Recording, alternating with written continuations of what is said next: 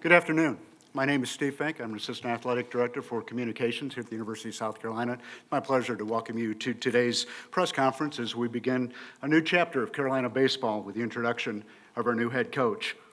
Today's program is as follows. First, Athletics Director Ray Tanner will come up, talk a little bit about the coaching search, and introduce his newest hire. At that time, Coach Kingston will come up. He'll have some opening remarks as well, and then we'll open it up for questions for the new coach first, and then if we have any questions for Coach Tanner after that. We would ask that if you have a question, please raise your hand. We'll get a microphone to you, field mic, so the people at home, those watching on our website and stuff, can hear the question as well. At the conclusion of the press conference, we will have a photo opportunity up here with Coach Tanner and Coach Kingston, and then we'll have an opportunity for some one-on-ones with the TV folks and radio afterwards with both these gentlemen. So without further ado, Athletics Director Ray Tanner.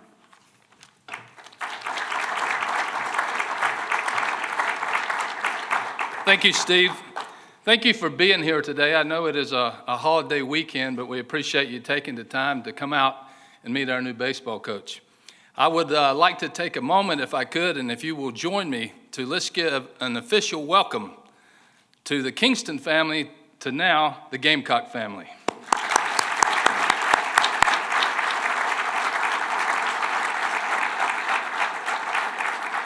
And if I could embarrass each of the family members, I would like for them to be introduced. And first, I would like to introduce Letitia, Mrs. Kingston, but she goes by T, so it's Letitia. Please stand and be recognized. And this is their son, CJ.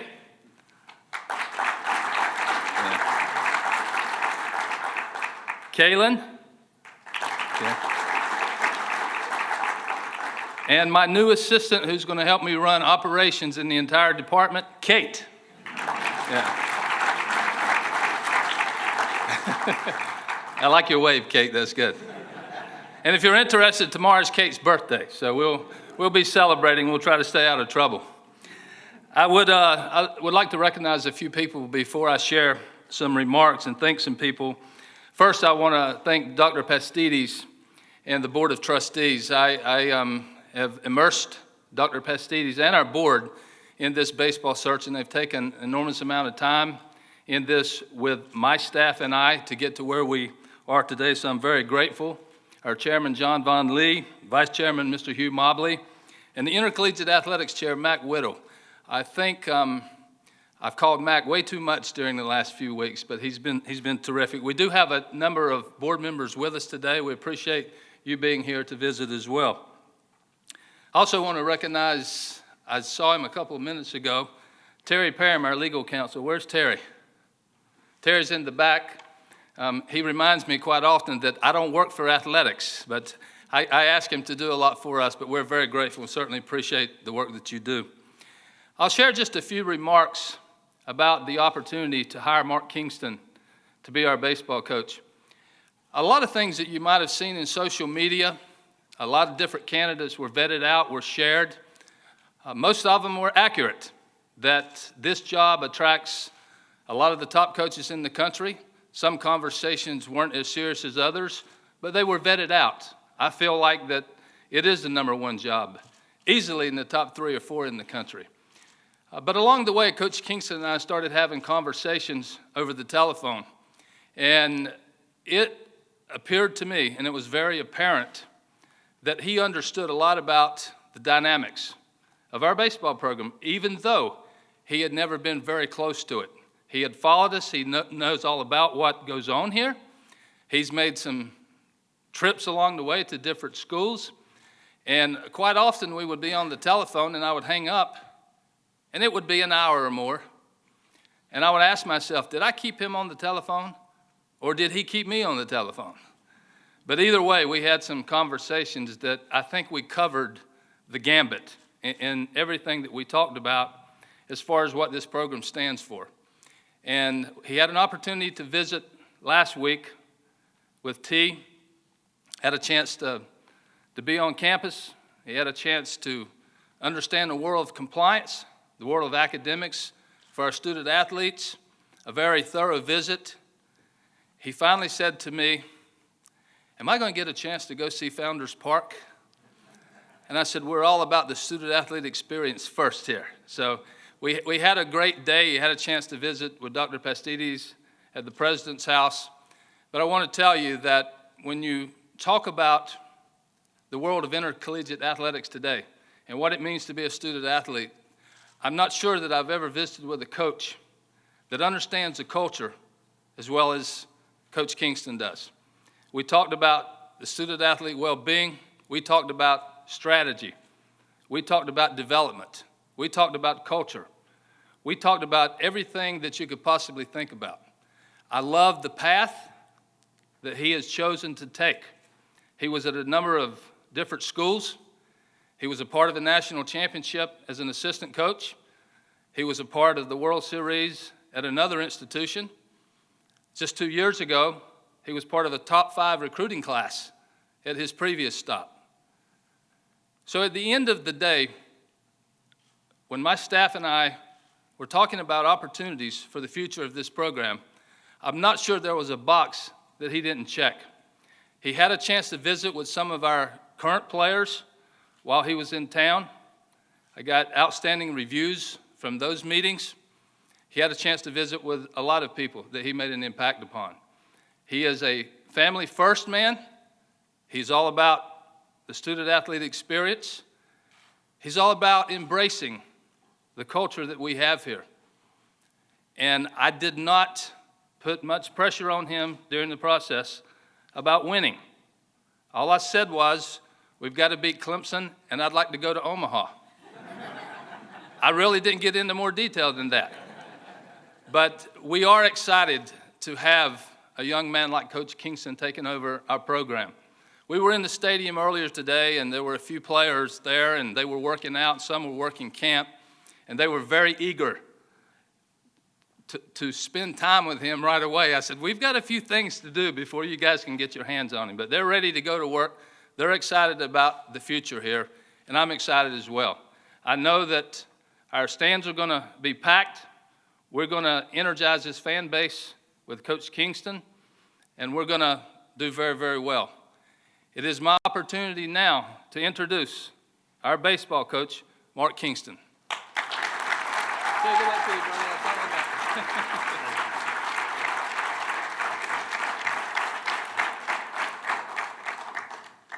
Thank you very much. I talk to my team all the time about how gratitude, I think, is extremely important. So I would like to start today with my thank yous, and please bear with me. Page number 1 is thank yous. I think that's very important. Number 1, President Pastides and his wife Patricia were very gracious to myself and my wife on our visit, and I think we hit it off really well. It was very clear how much he loves baseball, not only South Carolina baseball, but the history of baseball. And so to know that the president of our university loves baseball, that was great to see right out of the gate. Number 2, the Board of Trustees. This doesn't happen without their support. I was lucky enough to meet some already today, and once again, they shared their passion with this program, with this school, and I will share that from day one. Coach Tanner and his wife Karen, I think we hit it off right out of the gate. When I first got a call from Coach Tanner, my wife and I and family, we were at dinner. The phone started ringing. It was an 803 area code. I said, I think this is Ray Tanner.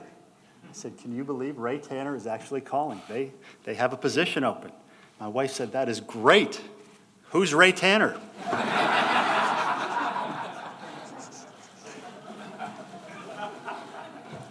Everybody in baseball knows who Ray Tanner is.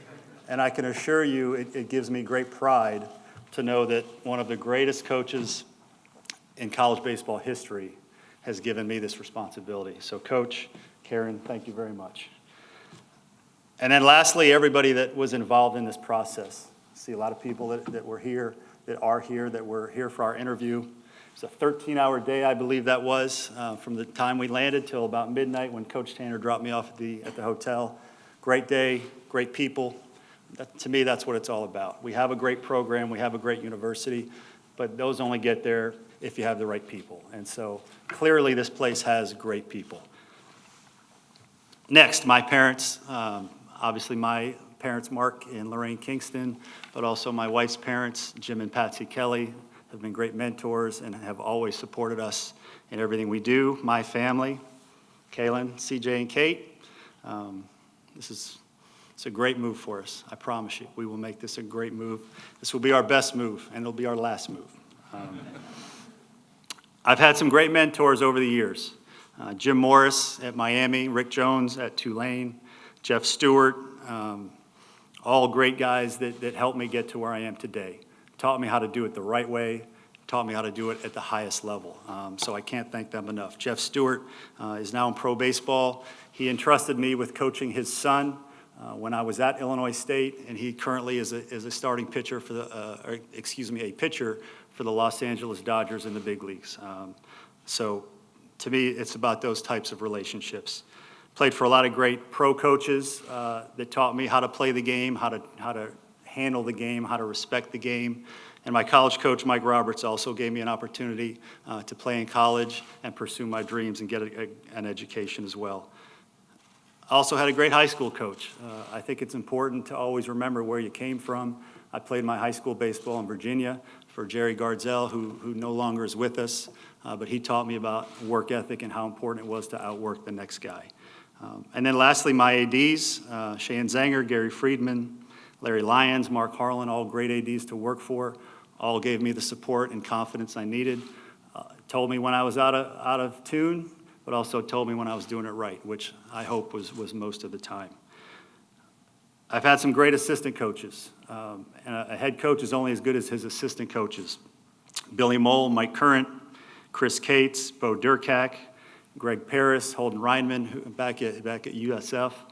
A coach is only as good as the guys he's with. I tell my assistants all the time, you're not working for me, you're working with me. And I think that's very important. A coaching staff that I'm on will always collaborate. We will always put our heads together to make sure we're doing what's best for our team.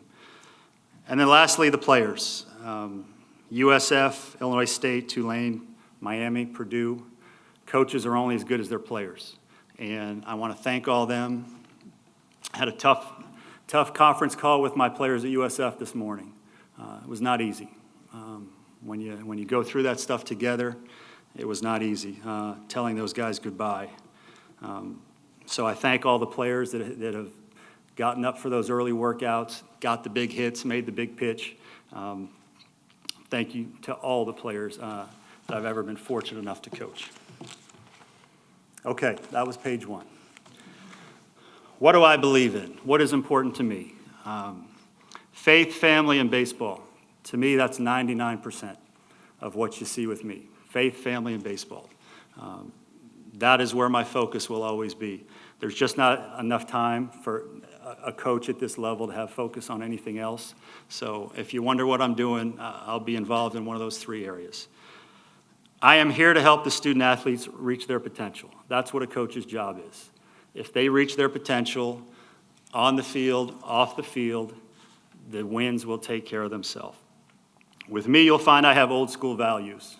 I believe in work ethic, I believe in discipline, I believe in accountability, but it will always be with a new school communication.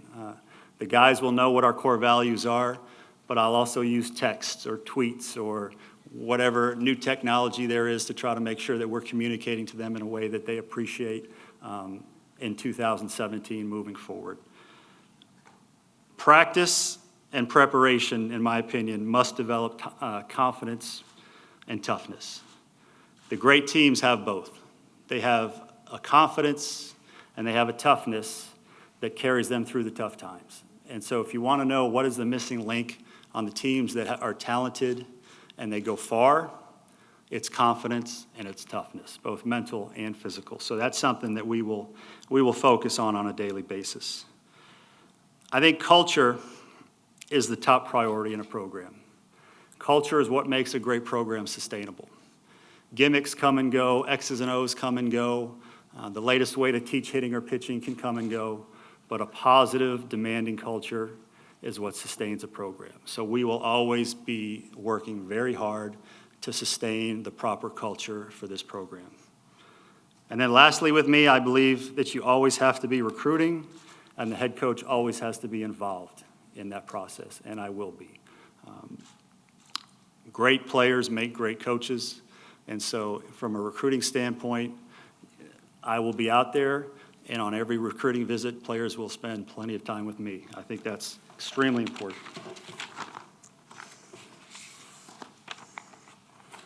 Okay, here's my message to different segments of everybody involved in our program. Alumni, you guys built this tradition. You guys built this tradition. I got a text today from Whit Merrifield. I think everybody in this room knows who that is with the Kansas City Royals. To me, that's what it's all about. The alumni built this program. We will work very hard to protect what this program is all about. And you will always be welcome, whether it's at practice, whether it's at games, whether it's wherever we are. The alumni, please reach out. We want you to be a big part of this. You are a big part of this. So we will always work hard to make you very, very proud. To the administration, we will represent USC with class. We will support the mission of the student athlete. It's very, very important to know that we want to win a lot of baseball games, but we will support the academic mission of this school. I think that's extremely important. To the coaches and parents, we will treat and respect your kids. We will develop their potential. If you send one of your kids, whether you're a coach, whether you're a parent, if you send one of your kids to our program, they will be respected and they will be developed. I have 3 kids myself. I know what you expect. I know what I expect when I send my kids to different organizations or sports or school.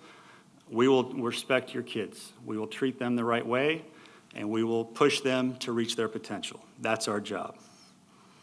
To the fans, we will embrace your expectations. I know what the expectations are. Coach Tanner made sure that I knew what the expectations were many, many times. So we won't run from the expectations. We'll run towards the expectations because, trust me, they're the same. They're the same. I know how important the in-state rivalry is here with Clemson. I get that. We will work very hard to do the absolute best we can in winning those games. I know how important that is to you. So we will do our best to make sure those games go in a very positive fashion for the Gamecocks. We want Omaha as much as you do. I will tell you, the fans, we want Omaha as much as you do, and we will work hard to get there. Only 8 teams get there every year, but we can work every day and make sure that that's our focus. I've been very fortunate that I've been there 3 times. I won't tell you the first school I went there with. I think most people know. The second school I went there was with Tulane University. And, Miami. We went Miami my second time to win the national championship. Tulane my third time as the #1 seed. We fell just short. So I've been to Omaha 3 times with 3 schools. I want to get there a 4th time with a 4th school wearing these colors. I can assure you. I know that's what your goals are. Those are our goals too. Lastly, to the players, I'm going to share, we had a conference call this morning. I'm going to share what my message was to them, point by point, because I think it's important for the players to know what our expectations are, but also to share those with you. So the first thing I told them was prepare to work. There are no shortcuts. Prepare to work. We will get there. We will reach our potential because we work. I think that's the culture that Coach Tanner had here for many, many years, and I share that vision. We will get there because we work. Number 2, I told him I'll have 3 goals for you. You're going to graduate because at some point baseball is over. Whether you play pro baseball or not, you're going to graduate. You're going to have a lot of life to live, so we need this degree. So that is going to be number 1. Number 2, let's get to Omaha. That's a goal. We'll make the commitment to do what it takes to get there. Let's do everything we can to get there. So that's the second goal that we have for our players. And then lastly, I would assume that we're going to coach a lot of players in this program that have a chance to move on to the professional level. We will prepare our players to make sure that they are ready when they leave this program to be successful in professional baseball. We've done that many, many times over the years at many different programs. I think it's important for the kids to know that we share those dreams with them. So graduate, have a chance to play in Omaha, and become a professional prospect. Those are the three goals and the vision we share with every recruit. And when the kids play for us, they know that that's what we're working for on a daily basis. Play hard, play smart, be disciplined. That's something we put up in the locker room at USF when I first got there, and that's something we try to stand by every single day. Play hard, play smart, and be disciplined. I think that's very important. If you do those things, the game usually goes your way if you deserve it. So that'll be one of our mantras, is that we're going to play hard, we're going to play smart, and we're going to be disciplined. I also told them that I would have their back. I will have the back of our players. I will expect great effort in all they do. 99% will not be enough effort, but if they're doing what they're supposed to do, I will always have their back. And I think the players that have played for me will confirm that. We will have fun in the process. This is a tough game. 300 hitters fail 70% of the time. You can be throwing a no-hitter, give up one home run, and you could lose the game 1-0. This is a hard game that is designed to break your heart over and over again. So we'll be there to support our players. We'll be there to help them make adjustments. We'll be there to make sure that when they do get down, they get up quickly. We don't yell and scream at our guys for physical mistakes. We make sure they're sharp mentally, but they'll know that if they make a mistake that's just part of the game, we'll be there to help them correct the mistake and move on and learn from the experience. Winning will be a byproduct of everything we've talked about. I don't want our guys focused on winning. I want guys focused on the commitment it takes to win. In the weight room, during sprints, during practice, everywhere. Everywhere. Winning becomes a byproduct of doing things the right way every single day. So that will be a focus. And then the last thing I talk about with our team all the time is stay humble and stay hungry. And so what I can tell you today is I'm very humbled to be here as your coach, and I'm hungry to get to work. With that, I'll be happy to answer any questions. Thank you. If you'd raise your hand, we'll get a microphone to you. And please introduce yourself so Coach can start to put a face with the name as well. David with the first one. David Cloniger with the state. Coach, are you planning to bring your staff from USF with you to USC? To be determined. I have a great staff there. They're so good that they're being considered to be one of them to be promoted as the head coach at USF. So we need a little time for that to play out. Once that happens, then I'll be able to start putting this staff together. But I also know we have some good members of the staff currently here as well.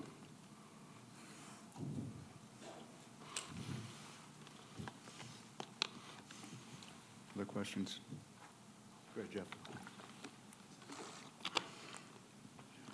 Jeff Owen, Spurs and Feathers. Coach, one of the areas where the team last year struggled a little bit was offensively in a lot of different categories. What is your offensive philosophy, and what are the things that you emphasize to your players? The ideal team for me has speed and power. We talk about all the time, the best way to score a run is with one hit. If you have speed, a guy can walk, steal second, and a blue pit scores a run. Or you can have a power hitter who, with one swing of the bat, can score a run. If you don't have either one of those and it takes 4 or 5 hits in an inning to scratch out a run or two, that makes it really tough, especially with the type of pitching in the SEC where guys average over a strikeout an inning. It's just too hard to put a lot of hits together. So what we do is we try to place a very high emphasis on speed and power because I think that's the best way to score runs in the long term. We will occasionally play the short game, but only when absolutely necessary. Back at the room on the left there. Coach Kingston, Brad Freilich with WYFF up in Greenville. I'm way in the back of the room by the cameras. All right, thank you. Coach, what about the South Carolina program was attractive to you other than this program has had a winning tradition? What are some of the other things that you saw that made this an attractive Well, job for you? how much time do you have? We got plenty of time. Obviously, the support of the fans is unbelievable. The attendance here is unbelievable. The season tickets are unbelievable. So I think that's a great place to start. When you have that much passion that is shared by coaches and players, when you know if you're going to put everything you have into this sport at this school, it's nice to know you're going to have so many people that support that mission. I would say that's number one. I think the history and tradition of this program is obviously extremely strong. And when we say history, we're not talking about 20 and 30 years ago only. There's a long, proud tradition, but not too long ago, this was the top program back-to-back in the country. So you factor those two in, you factor in the great academics, you factor in the best facility in the country. There's a lot to like. Then on top of that, as a baseball coach, you get hired by Ray Tanner, one of the best of all time. Just so much to be very impressed with. Go over here to John on the right. John Whittle, the Big Spur. I wonder why is it important for a head coach to be so involved in recruiting, and what kind of traits do you look for in a player when deciding whether to offer or not? Well, the traits you look for in a player, I could probably answer that question for about an hour. Pitchers, we look for velocity, obviously, that's important, but you also look for command, you look for the breaking ball, you look for projectability, you look for competitiveness. Position players, there's the 5 tools that you start with. You want to rank players on their 5 tools, but you also want to see where's their projection, where can they get better, how do they fit into an offense. There's a lot of things we look for from a baseball standpoint. Then on top of that, if you're an elite program like this, you can also now track their academics and make that an important part of the equation. I learned a long time ago, if you have 2 players of equal talent and one is a much better student, take that one, because they're exhibiting the discipline it takes to be successful. And academics are not always as fun as going to the cages and hitting. So if you find a great player that's also a great student, that means he's going to do what it takes. In terms of putting a team together from a recruiting standpoint, we're always looking for needs. We're always looking for wants as well. I just think the better you recruit, the better the team's going to be. And I think it's important for the head coach to be involved in that very strongly, both in the identifying of talent, both in the recruiting of talent, and then also in helping them develop once they get here. Let's go back to the left, David. David Caravella, Charleston Post and Courier. Mark, before his number showed up on your phone, what was your relationship like with Coach Tanner, and does any of it go back to when you were both in the ACC? He was a coach in the ACC at the same time I was a player, but our paths crossed maybe once or twice just on the recruiting circuit. I worked for some coaches that had very high respect for Coach Tanner, but I would say 99.9% of our relationship started a few weeks ago. Colin. Colin Taylor, Gamecock Central. You mentioned the staff. Have you had a chance to talk to the staff that's currently here, and will any of them be candidates to fill your staff? Yes, I have talked to them, and if there is space available, they will be considered. Rick. Rick Henry, WIS-TV. Coach, welcome to Columbia. Thank You've you. already mentioned your excitement about working for Ray. How much are you going to be leaning on him this first year, especially when it comes to navigating your way through the SEC?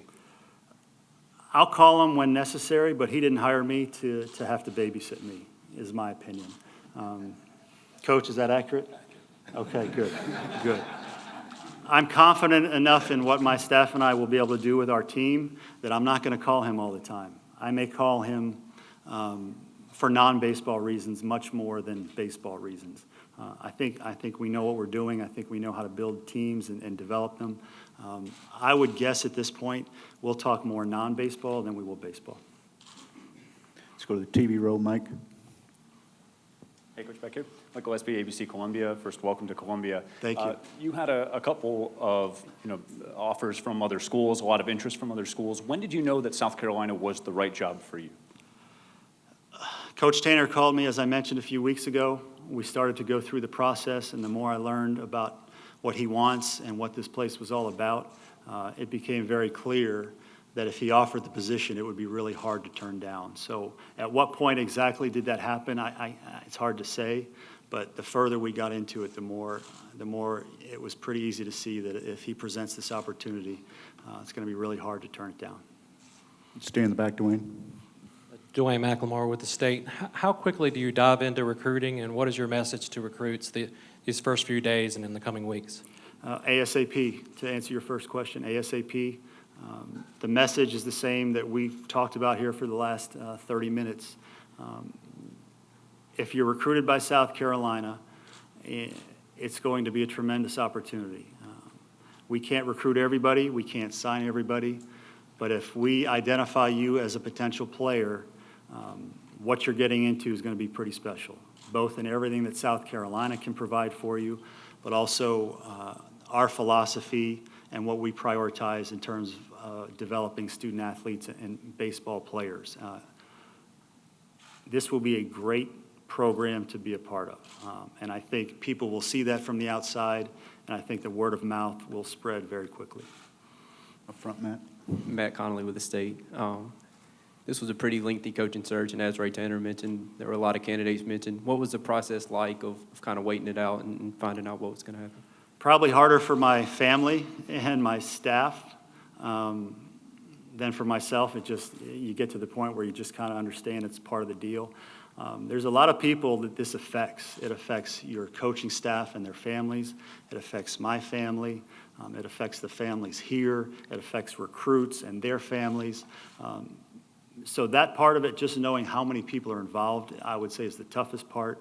The waiting part, I think Coach Tanner did a great job in making sure it was done at the pace that he thought would bring him the right candidate. So I think it's more important to get the right candidate than a quick candidate, and I think he shared that. Let's go back to TV Road, Joe. Here in the back, Coach Joe Gorcha, WAS-TV. You've been a part of other programs as a head coach, perhaps not with the expectation level that is here, but you've been a part of big programs in the past. What's the key to successfully managing, in your mind, a program that has such high expectations here like Carolina? Win. Win. I mean, put everything in place so that you're successful and win. That's how you manage expectations. It's not difficult. Not difficult. I mean, it's difficult to win, but it's not difficult to understand what people want. People want to win. Fans want to win. I understand that. That's why they buy tickets. They want to celebrate after a game, not be disappointed. So we understand the best way to get everybody excited is to win games. Back to the left, Jeff. Jeff Owens, Spurs and Feathers. Coach, Ray mentioned that you were anxious to tour Founders Park. What was your impressions of the ballpark and the facilities? Top notch, arguably the best in the country. Everything is there that you need. To have the weight room on site, to have the cages right outside the locker room, to have a concourse that circles the entire ballpark. There's so many things that make that place unique and very player-friendly, very coach-friendly.